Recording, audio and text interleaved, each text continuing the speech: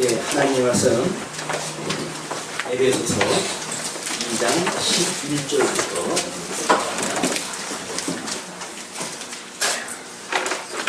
그러므로 생각하라. 너희는 그때에 육체로 이방인이요 손으로 육체에 행한 할례당이라 칭하는 자들에게 무할례당이라 칭함을 받는 자들이라. 그때에 너희는 그리스도 밖에 있었고 이스라엘 나라 밖의 사람이라. 약속의 언약들에 대하여 외인이요 세상에서 소망이 없고 하나님도 없는 자이더니.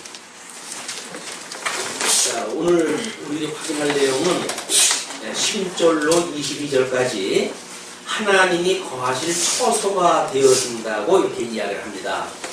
우리 한쪽 가로 이번에 제목이 하나님 나라의 실현이라고 이렇게 이야기를 했어요. 1장 15절로 2장까지가 하나님 나라의 실현인데, 그 하나님 나라를 실현하시기 위해서 하나님께서 그리스도를 머리로 세우셨고, 그리고 지난 시간에 확인한 바대로 죽었던 자를 부르셨다. 그래서 주님의 몸된 교회를 세우시고 그 교회가 하나님의 거하실 처소가 되게 하시겠다 그 이야기예요. 그러면 이 에베소 교회 성도들에게만 훔친 이야기가 아니라 이 이야기는 오늘을 살고 있는 우리들에게도 똑같은 내용입니다. 그러면 지금 이제 여기에서 차별화 시키는 이야기들이 여러 개가 언급이 되어져요. 하나는 할례당이니 무할례당이니, 하나는 이방인이 이런 언약을 받았던 사람이고 언약의 외인이었다든지 소망이 없다든지 또 하나님도 없었다든지 이렇게 해가지고 여러 구분으로 나뉘어지니까 그 나뉘어지는 것이 무엇인가를 우리가 확인을 하게 돼야 이제 이 서신서 사도행전에서는 이제 너희가 성령이 임하시면 권능을 얻고 예루살렘과 온 유대와 사마리아와 땅끝까지 이르는 나의 증인이 되어진다고 그랬잖아요. 그러니까 지금 이스라엘 사람들이 구원의 때가 왔지만 하나님께서는 땅끝까지 복음의 증인을 삼겠다고 이렇게 이야기를 했어요. 그 약속대로 그 복음이 땅끝까지 가게 되어지는데, 땅끝까지 가기 위해서는 유대인의 시대가 잠시 멈춰야 됩니다. 이방인의 시대가 도래하고 그 이방인의 시대에 이제 우리가 지금 살고 있는 거예요. 이방인 복음의 그런 시대에 우리가 살고 있고, 우리 때가 끝이 나게 되면 창감나무와 돌밤나무라고 하는 그런 예를 들어가지고 로마서를 공부할 때 확인한 바대로 하나님은 마지막 때 이스라엘을 민족적으로 다시 이제 부르시고 지금 그 요한계시록의 배경을 이루어가는 걸 우리가 확인할 때 했습니다. 그러므로 지금 주님의 몸된 교회에 있는 우리들은 하나님께서 특별히 계신 성경에 약속되어진 대로 어떻게 좀 우리를 붙들고 계시고, 또 우리가 몸담고 있는 주님의 몸된 교회에 하나님의 이름을 거기다 두고 계시는가, 하나님이 어떻게 우리와 함께 하시는가, 이것을 이 시간에 우리가 확인을 할 내용입니다. 하나님이 거하실 처소가 되어진다고 그랬으니까 하나님이 거하실 처소임에도 불구하고 그것이 하나님의 거하시는 의미가 없다고 한다면 우리는 신앙생활을 하나 안 하죠. 왜냐하면 하나님하고 우리가 아무런 관계가 없는 교회생활이라고 한다면 이건 그냥 동아리예요. 동아리. 맘 맞는 사람들끼리 모여가지고 이렇게 신앙생활, 종교생활을 갖다 하는 이런 일이기 때문에 지금 하나님이 거하실 처소로서의 확인 작업이 필요합니다.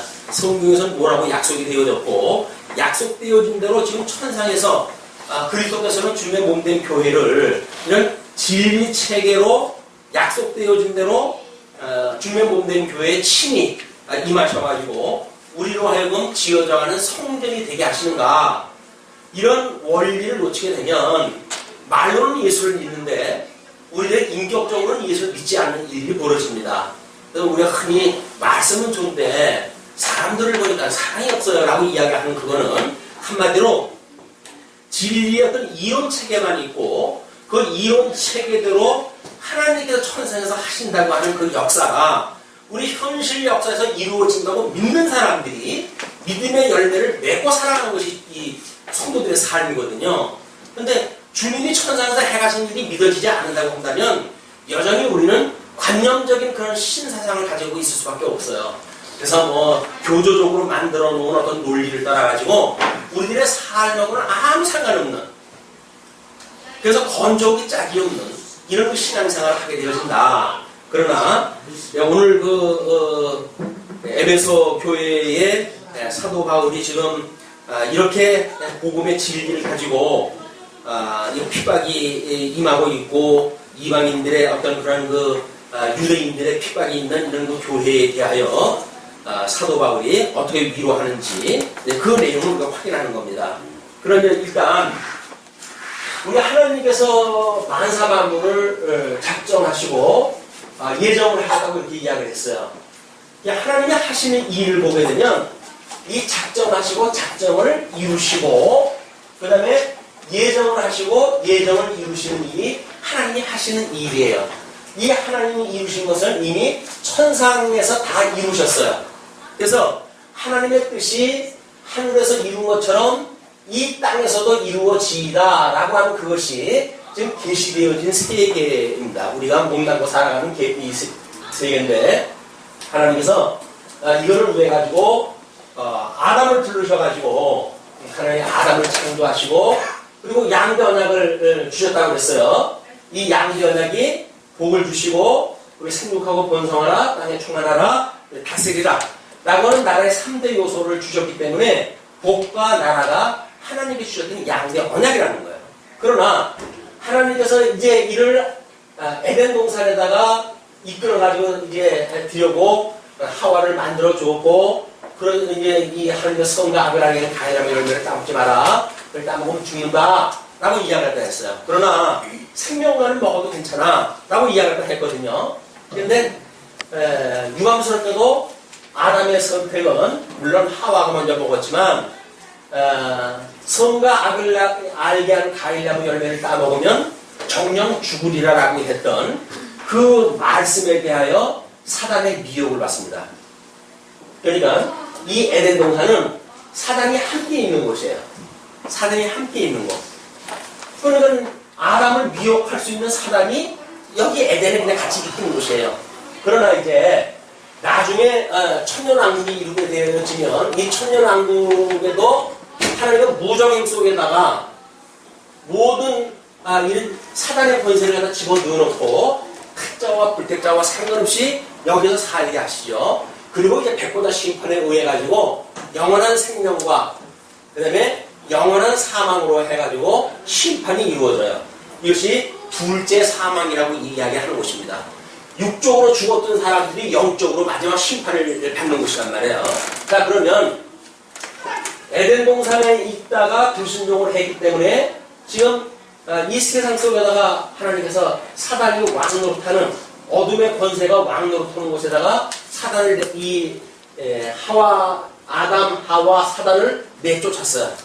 그러니까 아담이라고 하는 그 인물은 사단의 미혹을 받아가지고 이미 불순종을 했고 하나님께서 선악을 알게 하는 가해라고 열매를 따먹으면 죽을 거야 라고 이야기하신 대로 이쪽에서 사는 사람들은 타락인이라고 이렇게 이야기를 하는데 이 타락인은 영적으로 죽은 사람들이에요.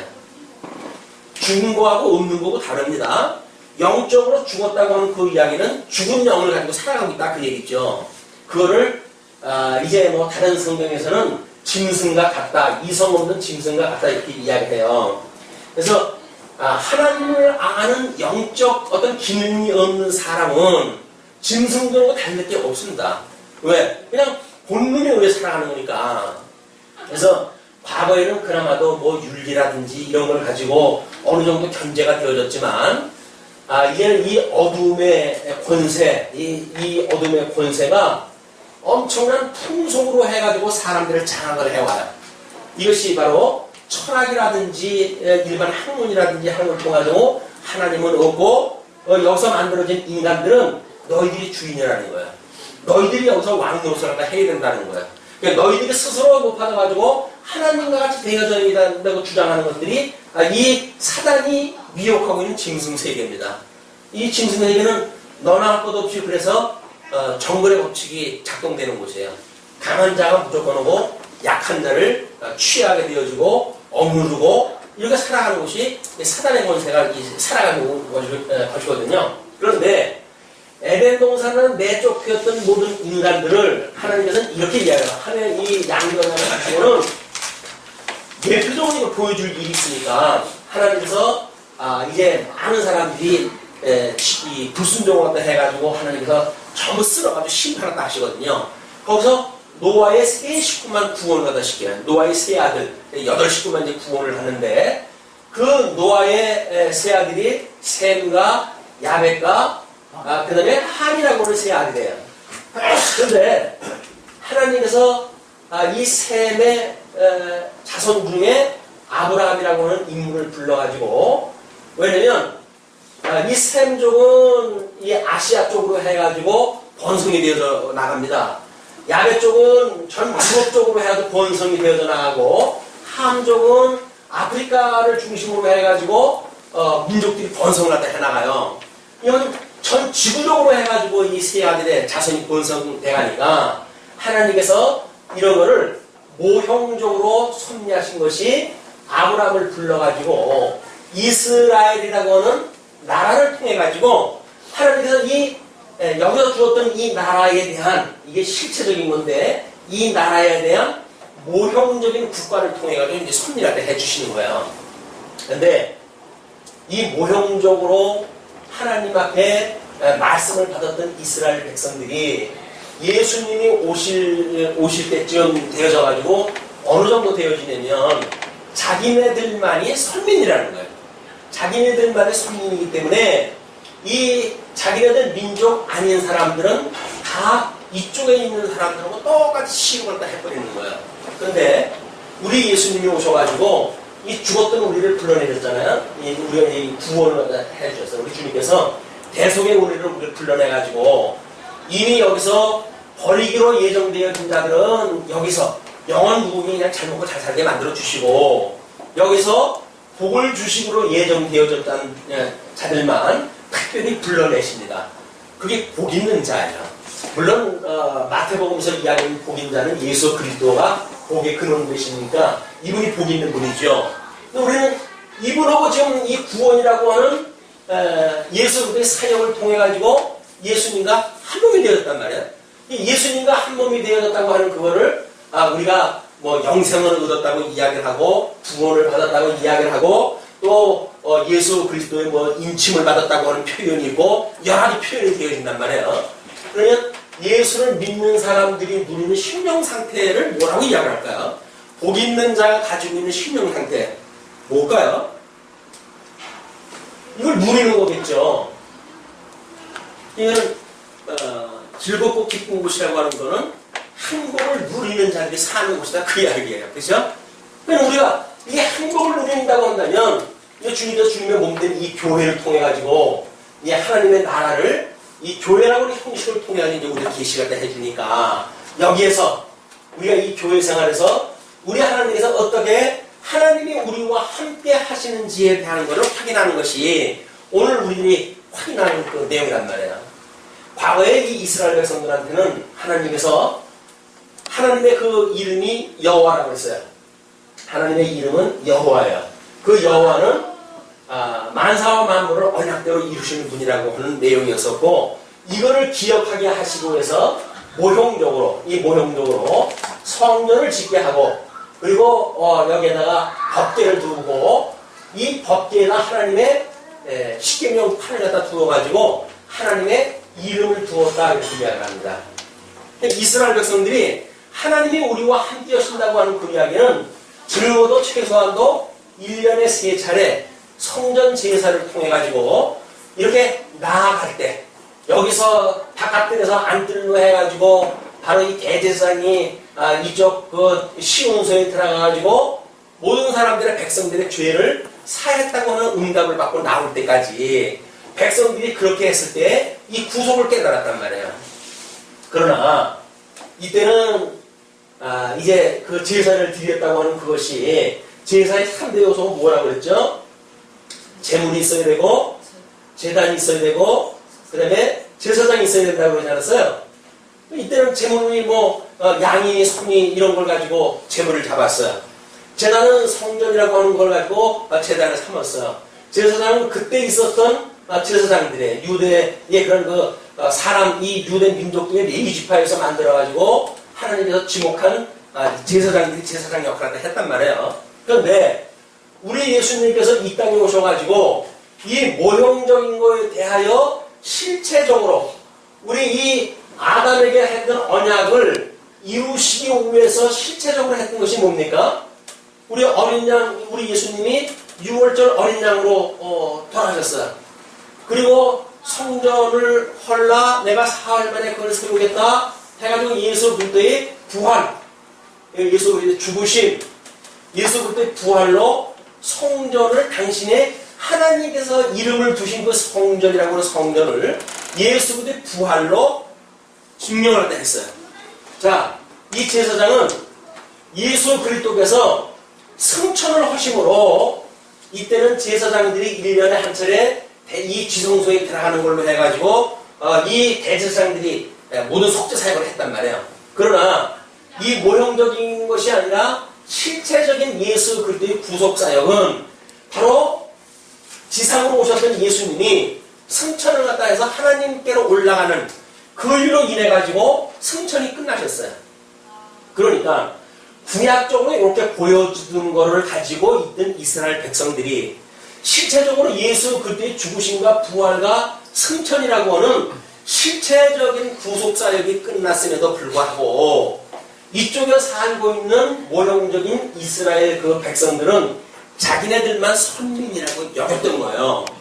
그러니 이 실체를 알고 있는 사람이 보게 되면 속법장난하는 걸 가지고 마치 그것이 진짜라고 이야기를 하니까 이 진짜를 알고 있는 사람의 입장에서 보게 되면 코가 막히고 기가 막히죠. 말도 안 되는 거예요, 이거는. 그러나 이 사람들은 2000년 이래 끊임없이 선민의식을 가지고 살아왔기 때문에 어쩔 수 없이 이런 사상 속에 절어져 있던 사람들이에요. 이런 사람들이기 때문에 지금 이방인들에 대하여 배격을 하고 하는 문제들이 만들어졌다. 이런 전 성경의 배경을 가지고 11절부터 읽어나가야 하나님이 이름을 두신다고 하는 여기에 이것이 과연 무엇인가.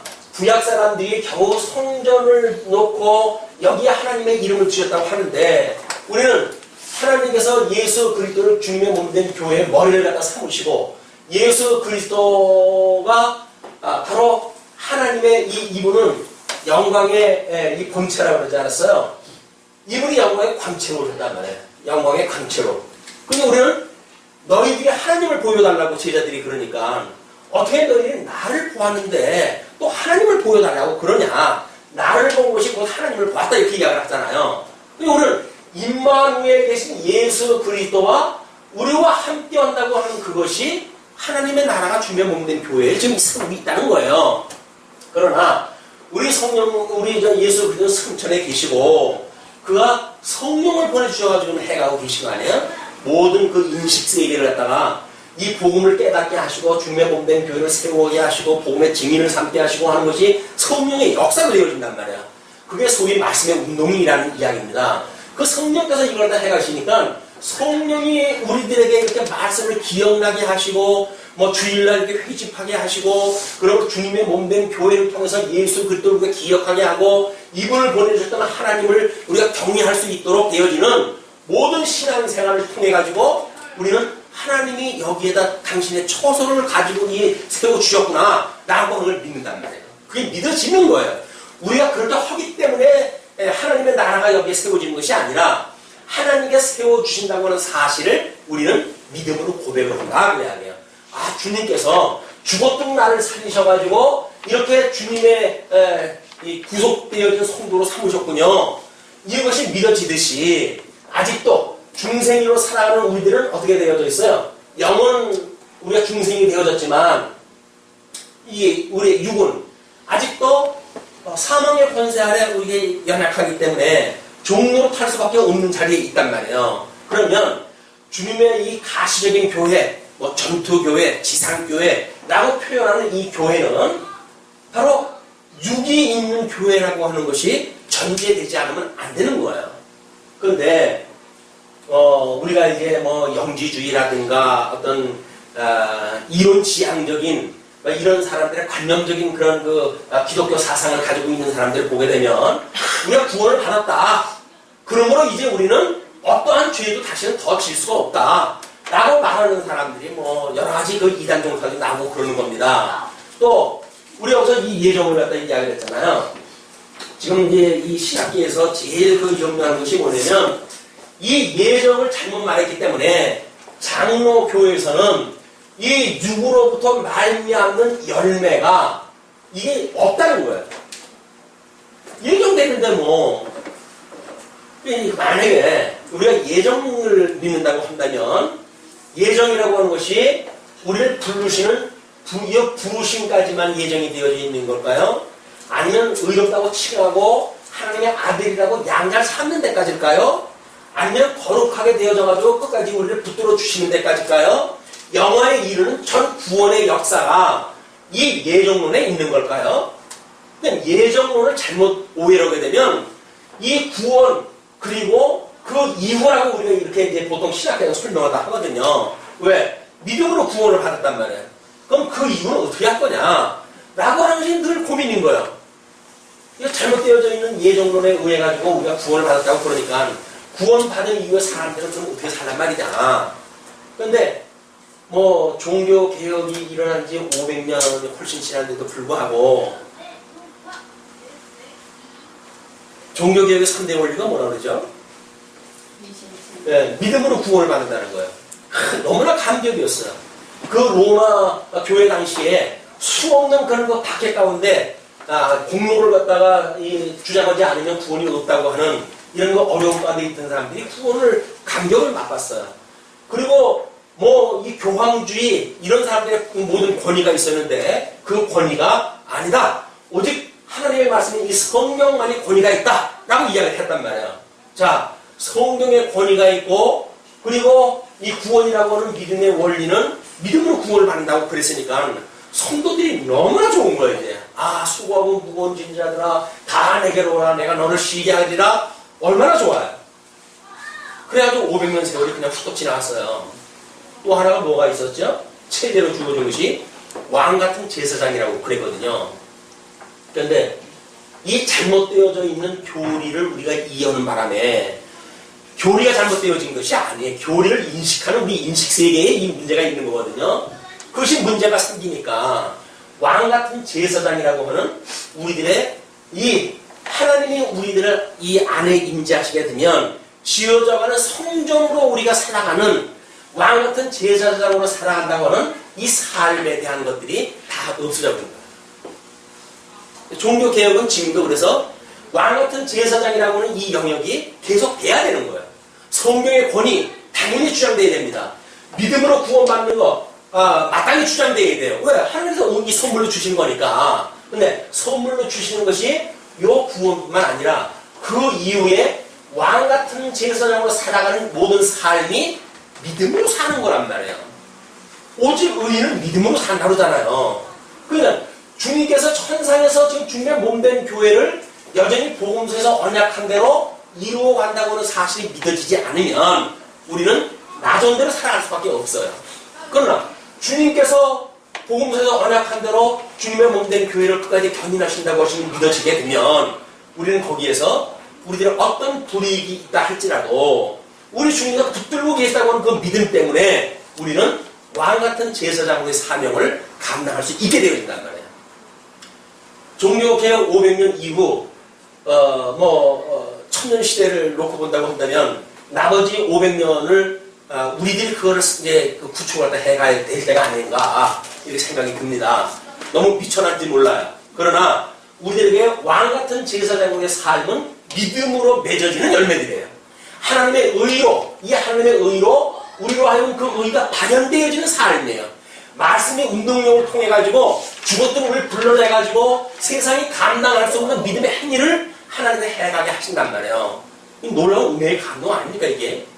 내가 도대체 뭔데 나 같은 정말 말할 수 없는 벌레 같은 나를 불러가지고 주님의 몸된 교회에 왕같은 제사장을 삼아주셨는가? 라고 하는 감동이 있게 되어지게 되면 우리들의 삶은 나를 위한 삶이 아닌 거예요. 이미 주를 위해서 나는 죽었고 이제는 주를 위해 살아가는 우리의 삶인 거예요. 여전히 내 삶이 나의 것이라고 우리가 고집을 부리게 되면 그거는 예수 그리스도와 아무 상관없는 삶인 거예요. 우리들의 삶은 증인으로 삶이에요. 증인으로 삶. 오늘 오후 시간에 토론회를 하신다고 그러는데 그게 증인으로 삶입니다. 어떻게 증인으로 살 것인가에 대한 이거를 우리가 쭉 읽어나가면서 한번 확인을 해보시는 겁니다. 이제 그러므로 생각하라. 너희는 그때 육체로 이방인이요. 에베소 사람들은 이방인이었어요. 이제 이 선민 의식을 가지고 있는 유대인들과 달리 손으로 육체에 행한 할례당이라 칭하는 자들에게, 그거는 유대인들이죠. 그 유대인들에게 무할례당이라 칭함을 받는 자들이다. 이 자들은 율례, 이 어떤 지금 모형적으로 받아들이는 사람들이 할례라고 하는 그걸 통해 가지고 모세 율법은 다 이루었다고 그러니까 모세 율법은 다 이루었지만 이 할례는 누구한테 약속을 하신 거예요? 아브라함한테 약속을 하신 거거든요. 그러니까 이 할례는 지켜야 된다는 거예요. 이 사람들 논리가. 모든 율법은 다 그래 모세가 주어진 모든 율법 다 이뤘다. 그러나 이 할례는 아브라함한테 왔던 거 아니냐. 이 할례를 받아야지. 이방인들이 만약에 교회에 들어온다고 하더라도 너희 할례 받지 않으면 다 소용없는 거야. 이렇게 이야기를 한단 말이에요. 이 할례라고 하는 것은 예수 그리스도의 십자가의 죽으심에 대한 예표적인 사건이란 말이에요. 복음이 무엇인지 모르고 몸뚱아리 할례만 해놓고는 그것이 나는 하나님의 아들이라고 말하는 그 이야기가 얼마나 하나님께서 보시기에 한심스러우시겠어요. 그게 아니란 말이에요. 지금 할례라고 하는 그 이야기는 예수 그리스도가 우리를 대신해서 돌아가실 것에 대한 예표적으로 보여주는 사건이기 때문에 할례를 행했음에도 불구하고 예수를 믿지 않는다는 이야기는 아무런 의미가 없다.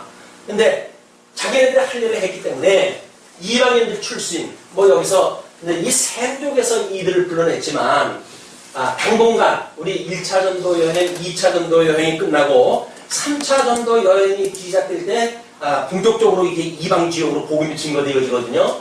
물론 1차, 2차 때 복음이 증거되어질 때에도 이방인들에게도 복음이 증거되어지죠. 이것이 어떻게 예수 그리스도 안에서 하나가 되게 하고 이 하나가 되게 한 것이 요한계시록의 12지파의 성도들을 만들어 갈 것인가 이걸 확인하다 해야 돼요. 그래서 구약성도가 따로 있고 신약성도가 따로 있는 게 아닙니다. 구약성도는 예표로서의 모형으로 보여주는 성도들이에요. 그리고 이분들은 실체적인 거예요. 그러니까 모형적으로 있는 이 사람들의 성도라고 하는 그 이야기는 실체적으로 보여줬던 주님의 몸된 교회의 이 성도들과 동질의 성도지 이게 따로 있기 이게 따로 있는 게 아니란 말이에요. 구약 성도가 따로 있고 신약 성도가 따로 있는 게 아니다. 이거는 예표적으로 모형적으로 보여줬던 성도들이고 이것이 실체적으로 이루어진 것이 오늘날 예수를 그리스도로 믿고 우리가 주님의 몸된 교회를 섬기는 모든 성도들의 교회다. 성도다. 그런 그 이야기입니다. 자, 그때에 너희는 그리스도 밖에 있었고 그 사람들은 그리스도가 뭔지를 몰랐으니까 그리스도 바깥에 있었어요. 이스라엘 나라 밖의 사람이라. 이스라엘 나라 사람들의 밖이기 때문에 이 사람들이 이 성전에 들어갈 적에도 이방인의 뜰밖에는 들어갈 수가 없었어요. 이방인들이니까. 그러니까 그것이 지금 이스라엘 나라의 밖의 사람이고 약속의 언약들에 대하여 외인다. 왜? 아브라함을 통해 가지고 약속이 이루어졌으니까 너희들은 직접적으로 그 언약의 자손이 아니다 그 얘기죠. 그러면서 세상에서 소망이 없고 세상에서 살아가는 권세가 주장하는 이곳에서 그냥 살아가는 사람들이니까 아무 소망이 없이 여기서 살아가는 거 아니겠어요? 여기서 예정되어졌을 때 이 예정을 그리스도 안에서 선택하기로 예정되어진다가 있고 그리스도 바깥에 유기하도록 예정되어져 있었어요. 이 예정을 이루시기 위해서 여기에 전부 이 사람들을 집어넣는데 유기되어진 자는 그냥 여기서 영원히 그냥 사는 거야. 그래서 이 사람들은 두렵고 떨리는 마음으로 하나님을 경외하면서 그냥 살아가는 겁니다. 이 어둠 속에서. 그러나 선택되어진 자들은 예수 그리스도로 말미암아 구원에 지금 임하게 되어지는 거야. 여기서 구원을 받는 이 구원에 임하게 되어져가지고 기쁘고 즐거운 마음으로 하나님을 경외하는 이런 성도의 삶을 살게 되어진다. 그래서 모든 것들이 하나님이 예정되어진 대로 이루어지는 겁니다. 그래서 우리 뭐 2장 그 1절서부터도 이야기를 했잖아요. 이렇게 예정되어졌던 대로 좀 너희들을 그렇게 해나가시는 거다. 설명이 되어졌는데, 자 그러면서 야, 이제는 전에 멀리 있던 너희가 그리스도 예수 안에서 그리스도의 피로 가까워졌느니라. 멀리 예수님과 상관없이 멀리 있었던 자들인데 예수 그리스도의 사건을 통해 가지고 너희들은 이제 가까워졌다. 구원에 너희들이 임하게 되었다. 그 얘기입니다. 그러면서 그는 우리의 화평이신지라. 그라는 건 예수 그리스도입니다. 그는 우리의 화평이신지라 둘로 하나를 만드사 중간에 막힌 담을 허시고. 물론 여기서 둘이라고 하는 그거는 이쪽에서 말하고 있는 그 유대인들과 여기서 말하고 있는 지금 이방인들과 이 사람들과 이 사람들을 둘로 이 둘이 하나 되게끔 하는 역사였단 말이에요. 여기 막혔던 담을 헐어버렸다 그 이야기예요. 여기서 바깥들이라고 하는 그곳에 있던 사람들을 이걸 하나가 헐어버림으로 해가지고 안뜰까지 들어가게 되어졌다 그 이야기예요. 물론 이거는 하나님과 원수되어졌던 우리들이 하나님과 화목되어졌다고 하는 것, 그런 큰 의미가 전제되어지는 거죠. 자, 그러면서 원수된 것, 곧 의문에 속한 계명의 율법을 자기 육체로 폐하셨으니, 예수님이 자기 육체를 제물로 바쳤을 때에 그 의문에 속했던 모든 계명이 폐해졌다. 여기서 말하는 폐했다라는 이야기는 당신이 다 이루셨다 그 이야기예요. 율법을 주님께서 폐하러 온 줄로 알지 마라 그렇게 이야기를 하잖아요. 내가 더욱 굳게 세우러 왔다 이렇게 이야기를 하시니까 이게 율법 폐기론자의 논리들은 맞지 않는 거예요. 주님께서 오히려 율법을 더욱 단단하게 만들어서 이 안에서 인간의 공로를 통해 가지고 빠져나올 수 없도록 만드는 것이 율법의 이 율법으로 해가지고 더 단단하게 만드는 일들이에요. 다만 예수 그리스도의 구속의 은혜로만이 구원을 받을 수 있게 하신다. 그것이 이 율법을 온전케 하는 일입니다. 하나님께서. 자, 그러면서 원수된 것 곧 의문에 속한 계명의 율법을 자기 육체로 폐하셨으니 이는 이 둘로 자기 안에서 한 세 사람을 지어 화평하게 하시고 그 두 가지 민족을 통해 가지고 하나님께서 세 사람을 만들었어요. 그래서 이것이 그냥 물리적으로 이렇게 동지의 사람을 만드는 것이 아니라 하나님께서 예수 그리스도의 구속의 피라고 하는 이런 놀라운 사건을 통해 가지고 용광로 속에다 집어넣어가지고 완전 새로운 피조물을 만들어 놓은 거예요. 왜? 이 혈육적인 관계로서의 성도가 아니라 신령한 성도를 만드셨단 말이에요. 근데 우리가 성도가 되어졌다라고 하는 그 이야기는 과거에 어떤 이 혈연 또 우리의 지연 어떤 인연 이런 관계를 가지고 중매 몸된 교회가 되어지는 게 아닙니다. 중매 몸된 교회는 그거를 다 용광로 속에다 집어넣어가지고 예수님과 함께 죽었기 때문에 다 없어진 관계예요. 우리는 다 무슨 관계가 나왔어요? 그냥 오직 세 사람으로서만 존재를 하는 거예요. 그 세 사람이라고 하는 그 이야기는 육적인 거에 매이지 않는 사람들이란 말이에요. 자기 유익을 위해 가지고 적당히 그냥 예수님한테 이렇게 신앙생활 이렇게 해가면서 살아가는 것이 신앙생활이 아니라 철저히 나는 죽고 없습니다라고 하는 신앙 고백이라. 근데 내가 죽고 없다고 그러면서 우리는 우리 이 종교 개혁 이후에 어떤 공로를 주장하는 그런 요구도 없었고 교회에서 얼마나 편했어요. 그러니까 왕 같은 제사장은커녕 육체의 욕심이 끌리는 대로 그냥 살아갔던 거예요, 우리가. 그냥, 구원받았는데 나는 이제 구원받은 거야. 구원받는 거 믿음으로 구원받지 행위로 구원받나? 왜 아니겠어요? 그러나, 야고보서에 의할 것 같으면 행위가 없는 믿음은 죽었다고 합니다. 행위가 없는 믿음은 죽은 거예요. 열매가 없는 건 죽어가지고 뿌리로부터 가지가 잘라져 나왔으니까 열매가 없지. 어떻게 뿌리로부터 나무 가지가 있다고 한다면 열매를 맺지 않겠어요. 그것이 야고보가 말한 행위가 없는 믿음은 죽었다는 이야기란 말이에요. 예. 그렇게 되면 또 행위를 강조하는 거 아닙니까? 이렇게 이야기를 하는데 천면의 말씀입니다. 우리 늘 그러잖아요. 여기서 말하는 행위라고 하는 것은 조건으로서의 행위예요. 그렇죠? 어떤 행위라고 하는 조건이 있었을 때 이 행위라고 하는 조건으로 구원을 받는다고 이야기를 하지만 이게 공로주의가 이야기했던 행위라는 이야기예요. 그러나 우리는 예수 그리스도께서 천상에서 당신이 지상사에서 언약한 것을 손수 이루어 가신다고 믿어지기 때문에 여기서 나타나는 그 열매는 전부 믿음의 열매예요. 이 믿음의 열매, 성령의 열매예요. 믿음의 열매와 성령의 열매는 조건이 아니라 뭡니까? 결과인 거예요. 결과. 그렇게 믿어지는 사람들은 그런 삶으로 살아가게끔 되어져 있는 거예요. 아니 그렇게 믿어지니까 살지요. 그걸 믿음의 행위라고 하잖아요. 믿어지니까. 믿어지지 않는 거를 그게 억지로 하는 걸 조건적으로 하는 거고 우리는 믿어지기 때문에 하는 거는 열매로 맺혀지는 거란 말이에요. 이 열매로 맺혀지는 건 우리 자랑할 것이 아무것도 없잖아요. 왜? 아 주님께서 맺게 하시는데 내가 자랑할 게 뭐가 있어요? 오히려 감사할 뿐이죠. 어떻게 나같이 이 벌레만도 못한 나를 불러가지고 이 아름답고 거룩한 열매를 나로 하여금 맺게 하십니까 주님? 이게 감동의 물결이지. 아유 이걸 또 내가 지휘고 나가야 되나? 라고 하는 그런 무거운 짐이 아니란 말이에요. 내가 아무리 하기 싫어요 겁을 갖다 해도 하나님께서 맺게 하시게 되면 어쩔 수가 없는 거예요.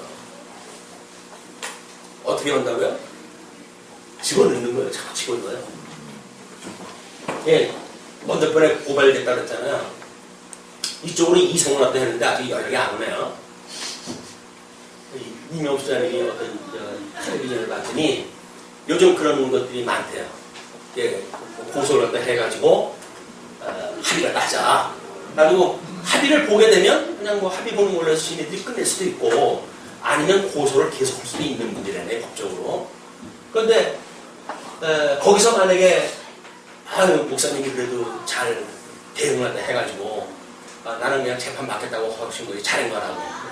근데 집사님 제가 무슨 뭐 이렇게 계획을 세워가지고 그런 거 아니에요. 전 진짜 돈이 없어요.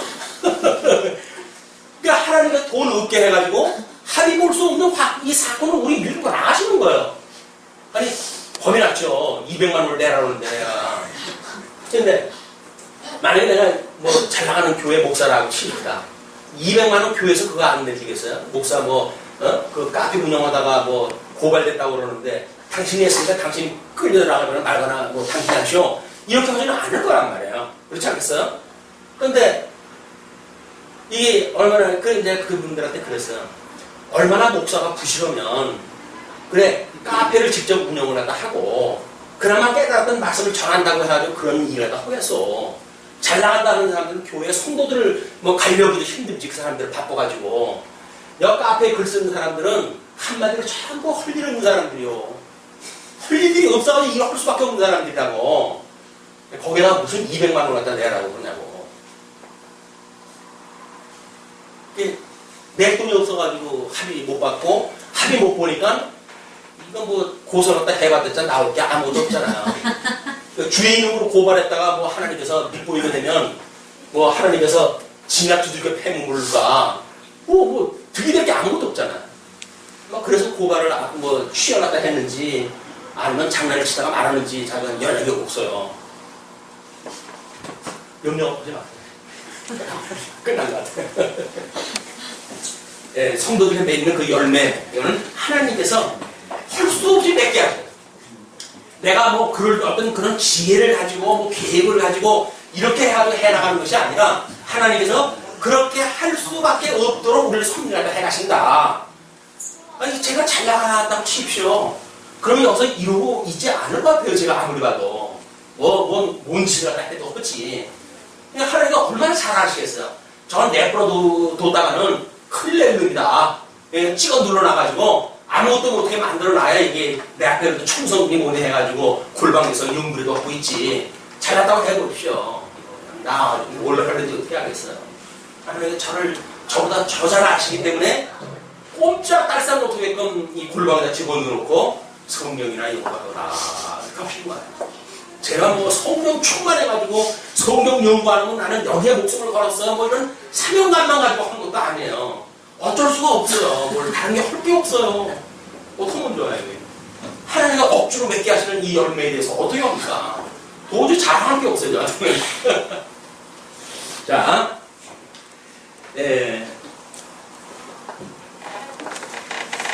그 19절 그러므로 이제부터 너희가 외인도 아니요 손도 아니요 이건 우리들도 포함되어 있는 이야기입니다. 하나님의 그런 나라 이 이스라엘 나라의 외인도 아니고 손도 아니래요. 그리고 오직 성도들과 동일한 시민이요 하나님의 권속이라 믿어지십니까? 이 믿어지시게 되면 아무리 나오는 거예요. 여기서 하나님의 권속이라고 그러는데 찬양을 하는데도 난 같은 식구니까 같이 해야겠어 라고 해가지고 나오시면서 하나님이 나의 권속이라고 그러는데 감동이 없으세요? 하나님이 우리 보고 권속이래, 나의 권속이래요.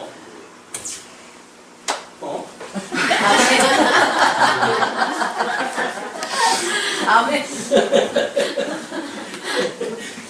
왕 같은 제사장이라고 하는 것이 권속이라고 했을 때 이게 간단한 일입니다. 내가 하나님의 진리를 되어졌어요. 아니 어떻게 이 정말 진흙덩어리를 빚어가지고 만들었던 버르지만도 못한 나를 하나님의 그 놀라우신 영광의 하나님이 나를 지목을 한다 해도 불러내가지고 당신의 증인을 삼아주셨냐고요. 너무나 감동 아닙니까 이게? 너무 자기적으로 제가 지금 감동을 불러일으킨 겁니까? 너희는 사도들과 선지자들의 더 위에 세우심을 입은 자라. 우리 정체성이 지금 뭐냐 말이에요. 우리 정체성이 하나님의 권속이고 그것뿐만 아니라 이쪽에 예수님이 오셨을 때 사도들을 불러가지고 이 일을 하신다고 했잖아요. 이 사도라고 하는 것은 주 100년 정도까지만 사도시대라고 이야기를 해가지고 이 사도들이 하는 일이 두 가지가 있어요. 하나는 뭐냐면 성경을 기록을 한다 해요. 하나는 교회를 창립하고 전도하는 그런 일을 한다 해요. 이 일이 신약성경 기록이 끝나는 날 모든 사도권은 소멸이 됐어요. 더 이상은 사도권이 없어요. 지금 뭐 신사도 운동이니 뭐니 해가지고 뭐 신비적인 활동을 하고 그러는 건 뭐 잘못되어진 겁니다. 왜? 사도들은 이때 특별 계시를 받기 위해서 성경을 기록하기 위해서 특별 계시를 받았고 직접 써야 되고 하니까 그런 이런 특별한 은사를 주셨지. 성경이 다 기록되어져 가지고 1.1핵이라도 더하거나 감할 수 없는 완전 무결한 성경을 주셨는데 직방 계시가 웬 말인가요? 왜 직방 계시가 필요해요? 이제 성경을 보고 다 나와 있는데 지금은 성경을 우리 성령께서 오셨던 이 성령께서 우리 인식의 주관자가 되신다고 그러지 않았어요? 인식의 주관 되시는 이 성령께서 성령 충만함을 받는다. 그 이야기는 하나님의 뜻이 무엇인가를 분별하고 하나님의 이 놀라운 열매를 맺어가면서 나는 죽고 오직 예수 그리스도 안에서 사함받아 라고 주장을 하면서 살아가는 사람들로 하는 충만하게 인도하시는 게 성령 충만인 거예요. 뭐 자기 이름을 내가지고 뭐 표적으로 행했느니 뭘 했느니 이렇게 하는 거는 교회 다니면서 간증하고 하는 것들은 듣지 마셔야 돼요. 잘못 들으면 큰일 나요. 지자랑하는 거지. 그러니까 어떤 사람이 그러더라고요. 만약에 천국 같은 사람이 왔대요. 간증을 하러 돌아다니는데요. 그럼 그 사람이 행복하겠냐 불안하겠냐? 우리는 다 행복할 거라고 생각 들잖아요. 근데 그 사람 논리는 그러지 않더라고요. 아니 거기는 어떤 곳이라고요? 아까 찬송 불렀을 때? 네. 그거 행복하고 즐겁고 기쁜 곳인데 그곳에 이 죽을 고생 다 했다가 하나님 나라 갔단 말이에요. 근데 하나님께서 야 너 가서 이 천국 간증 좀 보게 다시 내려가라. 그럼 이 지옥 다시 보내는 거 아니에요 지금? 그걸 누가 그걸 기쁘게 즐겁게 그쪽으로 와요 이쪽으로. 하나님 내가 여기서 평생 사는 것만 해도 난 이제 힘들어요. 왜 거기 가서 다시 또 살라고 그러십니까? 거기 있는 사람들 시키세요. 저는 도저히 못해요. 나가 좀 뻗어기고 안 나오지. 뭘 자랑 삼아 교회를 다니면서 천국에 있다가 내가 왔다고 해서 간증을 하겠어요. 그것도 기쁘고 즐겁고 영광스러운 모습으로. 그거는 하나님의 나라라고 하는 그 실체를 제대로 모르는 거예요. 모르니까 그걸 경험을 갖다 했다. 그리고 이 땅에 와가지고 그걸 증거하는 것이 더 가치없다 이렇게 이야기를 하는데 예수님이 거지 나사로와 아브라함의 사건을 통해서 이야기를 하잖아요. 나사로가 부자가 내 형제가 많으니까 이 누굴 보내가지고 죽음을 이룬 것이 있다고 하는 걸 좀 알려달라. 근데 예수님께서 뭐라 그래요? 죽었던 사람이 살아나가도 그런 얘기 못 해도 안 들을 사람들은 안 들어. 소용없어. 그 이야기예요. 하나님이 그렇게 하셔낸다고 약속이 되어져 있는데 뭐 신사도 운동이니 뭐니 해가지고 다시 죽었다가 살아났다는 등 엉뚱한 소리 해가지고 성도들을 미혹하고 이렇게 되어지냔 말이에요. 역시 성경관이 무엇인지 모르게 되면 시대적으로 일어나는 아까 풍속이라고 그러잖아요. 풍속. 여기 말하는 소위 풍속. 이 풍속에 우리 휘둘리는 거예요. 유행 따라. 우리 이 기독교도 얼마나 많은 유행이 있었습니까? 뭐 율법주의로 들어왔다가 뭐 신비주의, 뭐 때로는 많은 어떤 그 신학적인 변화들이 만들어지잖아요. 이거는 성경관에 따른 풍속이 아니란 말이에요. 여기에는 휘둘리는 거예요. 미혹의 영들에 휘둘리는 거다. 그렇기 때문에 즉 우리가 하나님의 권속인데 사도들과 선지자들의 터 위에 세우심을 입은 자라. 그리스도 예수께서 친히 모퉁이 돌이 되셨느니라. 모퉁이 돌이 뭐죠? 모퉁이 돌. 기초석. 예. 기초석인데, 뭐, 우리 머릿돌이라고도 이야기를 하잖아요. 예, 거기에 뭐 중공일자든지 써져 있고, 있어요. 교회 같은 데는 뭐 성구도 그냥 써놓던데, 이렇게 지금 그러는데. 근데, 모퉁이 돌이라고 하는 건 요 모퉁이 돌을 이야기를 하는 거예요. 지금처럼 뭐 아주 이런 정밀한 어떤 그런 측량 기구가 있다든지 이렇게 되면 모르지만 그때 당시에는 모퉁이 돌을 이렇게 딱 놓게 되면 이미 이쪽 방향과 이쪽 방향이 결정이 되어지는 거예요. 성전의 위치가 결정되어지는 거는 모퉁이 돌로 해가지고 이게 시작이 되어지는 거예요. 그러니까 이 모퉁이 돌을 만약에 이렇게 세워놨다. 그러면 이 성전은 이렇게 세워져야 돼요. 모퉁이 돌을 뒤를 맞춰야 되니까. 요 중요한 역할을 갖다 한 것이 모퉁이 돌이다. 그러니까 예수님께서 장차 주님의 몸된 교회를 어떻게 주님이 다시 오는 날까지 견인을 갖다 하실 것인가에 대한 거를 모든 그 결정은 모퉁이 돌로 가지고 결정이 되어진 거예요. 땅끝까지는 복음 미친 거 되어진 걸로. 그러면서 그의 안에서 건물마다 서로 연결하여 주 안에서 성전이 되어가고. 또 우리 여기에 물론 이쪽에 짓는 그런 성전들이 뭐 이렇게 뭐 같은 뭐 회락이라든가 이런 걸 중심으로 해가지고 성벽을 이루기도 하고 이 건물이 연결이 돼가지고 이 전체적인 교회가 되어진다는 말이에요. 교회. 이 교회는 내부 안에 여러 가지 그런 어떤 그런 그 건물들이 연하여져 가지고 전체적인 교회를 다 지어잡은 것처럼. 근데 고린도서를 우리 공부할 때 뭐라 그랬어요? 우리 성도들 보고 너희들은 지어져가는 성전이라고 그러지 않았어요. 지어져가는 성전이면 예수님이 머릿돌을 통해 가지고 지금 이렇게 교회가 되어지듯이 우리들도 이런 증인으로 삶의 어떤 변화가 만들어질 거 아닙니까? 이 교회의 완성도가 높아지면 이 믿음과 성령의 열매를 통해 가지고 주님이 오시는 그날까지 이 교회가 존속되어지듯이 이 말씀을 믿는 성도들, 이 예수님이 계시가 끝나고 특별 계시가 끝나고 지금 살아가고 있는 이 시대에도 그걸 믿는 성도들에게는 이게 지어져가는 성전으로 지금 이 삶이 살아져간다 그 이야기예요. 하나님의 말씀을 우리가 듣게 되어지게 되면 끊임없이 무엇인가 열매가 만들어지고 또는 회개의 역사가 일어나게 되어지고 이런 어떤 인격적 변화가 만들어지지. 말씀을 듣는데 딱딱한 돌에다가 돌밭에 떨어진 것처럼 팅팅하고 말씀이 힘나든지 하게 되면 이게 위험천만인 거예요. 아니 말씀이 복음의 씨앗이 떨어지게 되면 이게 30배, 60배, 100배의 결실을 맺는 이것이 복 있는 자의 하나님 나라였다고 그러지 않았어요? 이런 열매가 맺도록 되어져 있단 말이에요. 근데 왜 그동안 열매가 맺지 못했는가? 그 양이 유감스럽게도 아마 왕 같은 제사장이라고 하는 성도들의 이 마지막 삶에 대한 것들이 믿음으로 구원을 받는다고 하는 행위를 우리가 나름대로 어떤 약화를 시키다가 보니까 왕 같은 제사장이라고 하는 행위 문제에 오류가 만들어지지 않았을까? 이런 교리사적으로 그런 거 짐작을 하게 됩니다. 그러므로 믿음으로 구원받는다는 이야기는 우리가 이렇게 의롭다고 칭함을 받고 양자되어지는 것도 물론이지만 우리가 이 육신으로 해가지고 이제 점점 성화되어져가는 모든 우리의 믿음, 육신의 장막을 벗어버렸을 때는 완전한 이 신령한 몸으로 해가지고 부활이 되어진 거 아니에요. 그러니까 우리가 여기서 믿음이라고 하는 건 이렇게 벗어나는 모든 것들도 믿음으로 이렇게 되어진다고 믿는 거예요, 우리는. 그렇기 때문에 어떤 행동을 이렇게 하십시오, 저렇게 하십시오 라고 하는 것이 여기서 우리가 성경을 배우는 이유가 아니잖아요. 성령은 성도들로 하여금 이렇게 사세요, 저렇게 사세요 하는 윤리 어떤 방향 제시가 아니다. 하나님이 그렇게 해가신다고는 선언이에요. 하나님의 말씀은 하나님이 언약하셨고 하나님이 이렇게 이루어 가신다고는 선언이라고요. 그게 믿어지면 이런 열매 맺는 거고 믿어지지 않으면 어쩔 수 없는 거죠. 어떻게 그랬어요. 그것이 하나님이 해가신 일이다.